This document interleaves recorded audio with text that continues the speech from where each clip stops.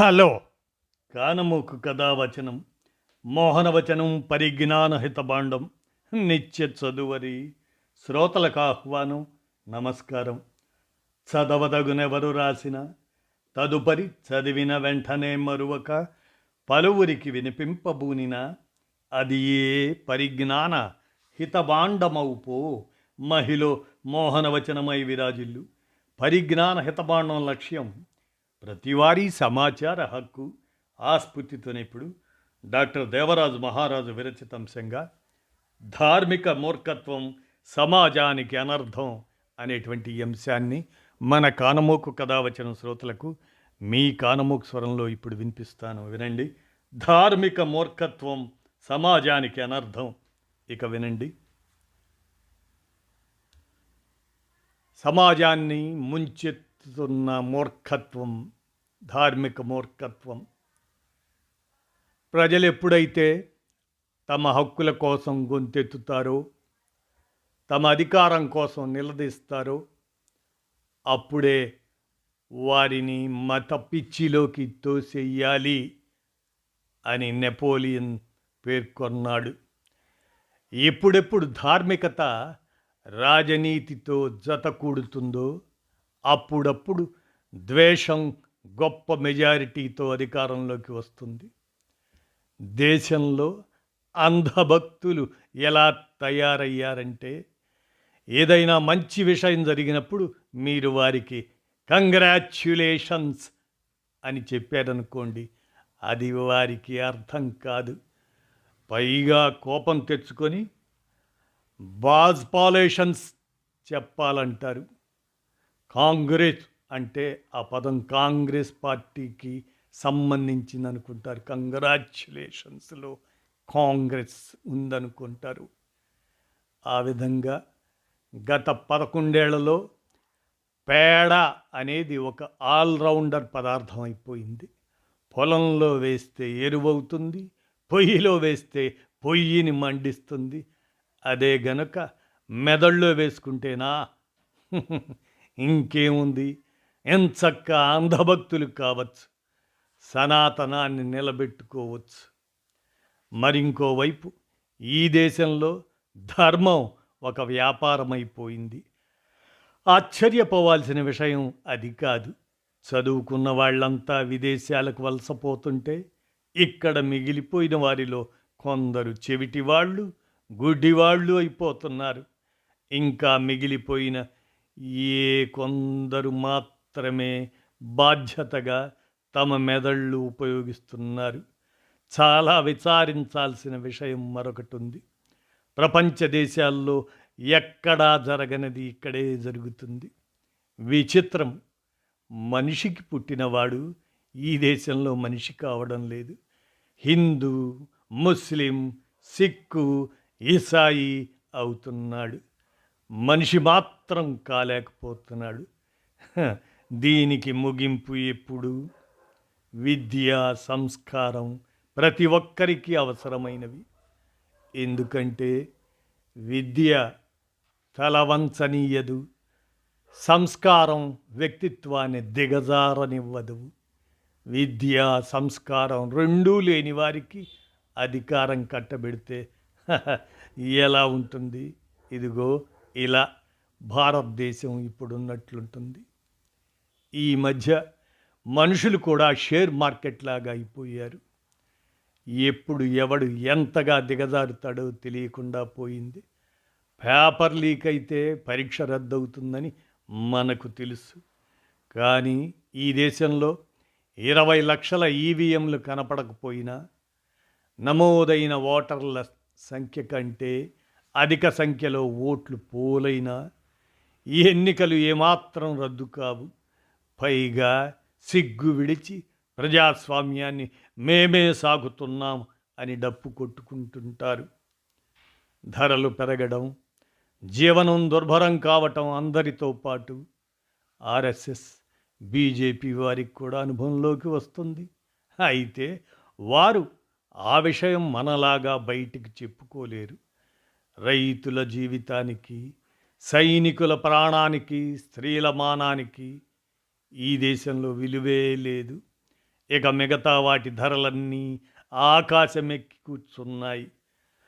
ఒక మహిళ వ్యక్తిత్వం, ఒక దళితుడి ప్రతిభ, ఒక ముస్లిం దేశభక్తి ఈ దేశంలో ఎప్పటికీ ప్రశ్నార్థకమే.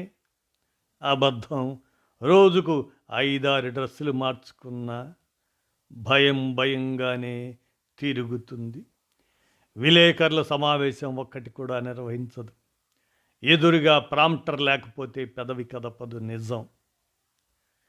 నిజం నిజాయితీ ఒకే ఒక్క తెల్లటి టీషర్టుతో భయం లేకుండా ప్రజల పక్షాన మాట్లాడడానికి ఎక్కడంటే అక్కడ, ఎప్పుడంటే అప్పుడు సిద్ధంగా ఉంటుంది. దేశంలో నోట్ల రద్దు జరిగినప్పుడు గుజరాత్కు చెందిన మహేష్ షా అరెస్ట్ అయ్యాడు. అది 13,860 కోట్లకు సంబంధించిన పెద్ద కేసు. ఇన్వెస్టిగేషన్లో అమిత్ షా పేరు రాగానే కేసు ఎక్కడికక్కడ గప్చిప్ అయిపోయింది. ఏమైందో ఎవరికీ తెలియదు. జస్టిస్ లోయా హత్య కేసు గురించి దేశంలో అందరికీ తెలుసు. కానీ ఎవరేమి చేయగలరు? అధికార పార్టీ వారి నిజాయితీ అలా ఉంటుంది. పెద్ద నోరేసుకొని అరుస్తారు తప్ప చిన్న విషయం కూడా బయటికి పొక్కనియ్యరు.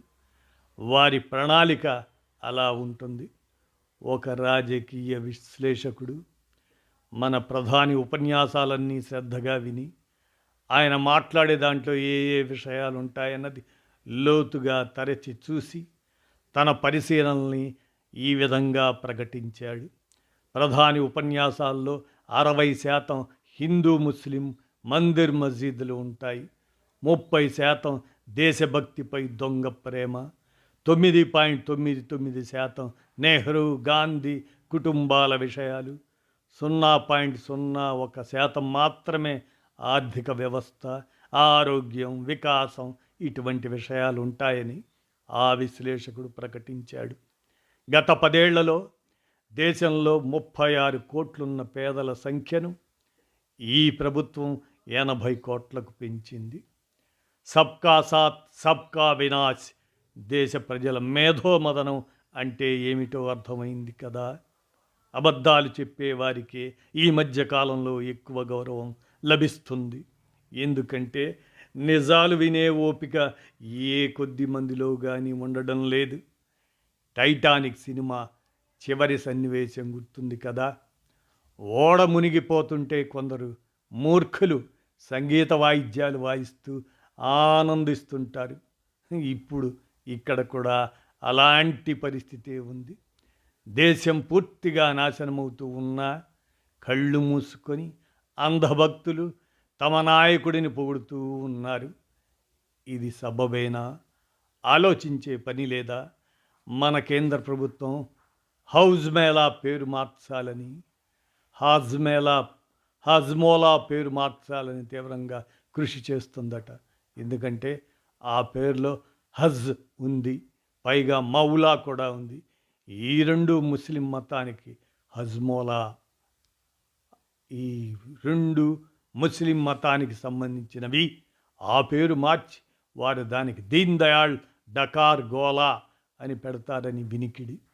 టిప్పు సుల్తాన్ శ్రీరంగపట్నం పేరు మార్చి ఒక ఇస్లామిక్ పేరు పెట్టి ఉండొచ్చు కదా. ఎందుకు పెట్టలేదు అంటే వివేచన గల ధైర్యవంతుడు సమాజ స్వరూపాన్ని మార్చుదామని తహతహలాడుతాడు. పట్టణాల పేర్లు మారుస్తూ కూర్చోడు. సమాజం పట్ల ఏమాత్రం బాధ్యత వహించని వాళ్ళు పేర్లు మారుస్తూ గొప్ప అభివృద్ధి సాధించామని తమ వీపు తామే చరుచుకుంటూ ఉంటారు. రైతు 50 రూపాయలకు లీటర్ ఆవు పాలు అమ్మలేడు. కానీ పతంజలి రామ్దేవ్ బాబా ఆవు మూత్రం లీటర్ 90 రూపాయలకి అమ్ముకోగలడు. మేరా భారత్ మహాన్ అంటే ఇదేనా? ఒక తరం మూర్ఖత్వం తర్వాతి తరాలకు సాంప్రదాయం అవుతుంది. పుణ్యస్థలాల్లో దేవుణ్ణి ఎందుకు వెతుకుతావు? నువ్వు తప్పు చేస్తున్న చోట కూడా దేవుడున్నాడు. నీ విశ్వాసం ప్రకారమే ఇందుగలడందు లేడని కదా చెబుతున్నావు. దేవుడు చూస్తున్నాడన్న భయం ఉన్నవాడు తన వ్యక్తిత్వాన్ని ఉన్నతంగా తీర్చిదిద్దుకోవాలి కదా. దగా మోసం చేస్తూ స్వార్థపూరిత ప్రయోజనాల కోసం దిగజారిపోయి మళ్ళీ దేవుణ్ణి గుర్తు చేసుకోవటం ఎందుకు? మీ తప్పుడు పనులన్నింటికీ ఆ దేవుడు మిమ్మల్ని ఆశీర్వదిస్తున్నాడని భావిస్తున్నాం.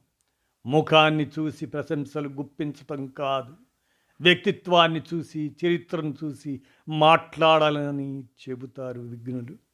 ఇది నమ్మక ద్రోహుల యుగం మహాశయ. మీకు మనుషుల దగ్గర విశ్వాసం ఎక్కడ దొరుకుతుంది? విశ్వాసమే కావాలంటే తమరు కుక్కలను పెంచుకోవటం మంచిది. ధార్మిక మూర్ఖత్వం సమాజాన్ని నిలువునా ముంచేస్తుంది. పురోహితులను, ముల్లాలను, ఫాదర్లను దూరం పెట్టండి. వారి బోధనలు వినిపించుకోకండి. ఆ అవసరం లేదు. మనుషులకండి. మానవత్వాన్ని నిలిపే పనిలో నిమగ్నమై మనిషి కేంద్రంగా పనిచేయండి. మంచి మనిషి కావడం ముఖ్యం. ఎవరు ఏ మతానికి, ఏ కులానికి చెందినవారన్నది అనవసరం. మానవ శ్రేయస్సు కోసం పని చేస్తున్నారా లేదా అనేదే ముఖ్యం.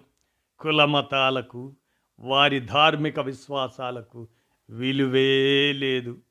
మిమ్మల్ని మీరు సజీవులుగా చెప్పుకోవాలంటే ఎక్కడ ఏ తప్పు జరిగినా గొంతెత్తి చెబుతూ ఉండండి. నిశ్శబ్దంగా ప్రవాహంలో కొట్టుకుపోయేవి కేవలం శవాలు మాత్రమే అంటూ డాక్టర్ దేవరాజు మహారాజు వారు విరచించి అందజేసిన ఈ అంశం. వారు దేవరాజు మహారాజు త్రిపురనేని రామస్వామి జాతీయ పురస్కార తొలి గ్రహీత.